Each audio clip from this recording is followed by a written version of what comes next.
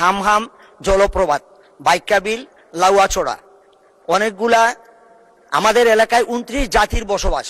তাদের সংস্কৃতি, তাদের ভাষা সম্পূর্ণ আলাদা। আমরা তাদের ভাষা এবং সংস্কৃতিকে সংরক্ষণ করা আমাদের উচিত।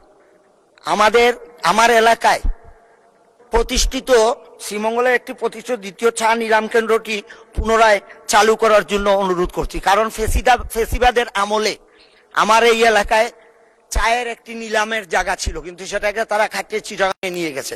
আমরা এটাকে আবার পুনরায় চালু করার জন্য জোর দাবি জানাচ্ছি। আমার এলাকায় ইদানিং পরিবেশকে নষ্ট করে যেভাবে রিসোর্ট তৈরি হয়েছে প্ল্যান ছাড়া, এবং এটা সরকারের সরকার কোনো এটা থেকে রেভিনিউ পাচ্ছে না, পাহাড় কেটে বিভিন্নভাবে রিসোর্ট তৈরি করা হয়েছে। আমার আগে যিনি এমপি ছিলেন উনি একটানা 37 বছর এমপি ছিলেন, যার ফলে স্বৈরশাসন কিভাবে হয় সেটা শ্রীমঙ্গল কমলগঞ্জের মানুষ হাড়ে হাড়ে টের পায়। উনার যেটা মন চায় সেটাই উনি করছেন। আমাদের এখানে এই প্রভাবশালী লোকরা সরকারের জায়গা দখল করে, রেলওয়ের জায়গা দখল করে তারা বিভিন্ন স্থাপনা তৈরি করেছেন, যেটা আমাদের জন্য অনেক অসুবিধা। আমি আশা করব আমাদের এই এলাকার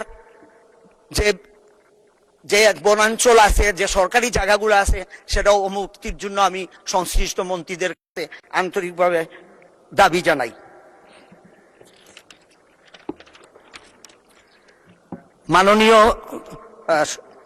মাননীয় স্পিকার, আমার এলাকার চা শ্রমিকের জীবনমান অত্যন্ত নিম্ন।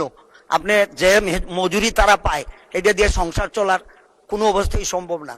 তাদের এই মজুরি এবং তাদের সামাজিক উন্নয়ন কাঠামো আমি আপনাদের মাধ্যমে সংশ্লিষ্ট মন্ত্রী মহোদয়কে জানাইতে চাই, তাদের ব্যাপারে একটু দেখা দরকার।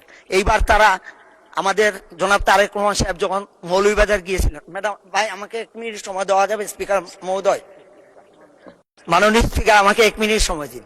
ভাই বলেছেন যখন দিতে হবে 1 মিনিট সময়, বলেন 1 মিনিট। ভাইটাই বলবেন। আমার এলাকার মানুষ অনেক সরল এবং কর্মঠ।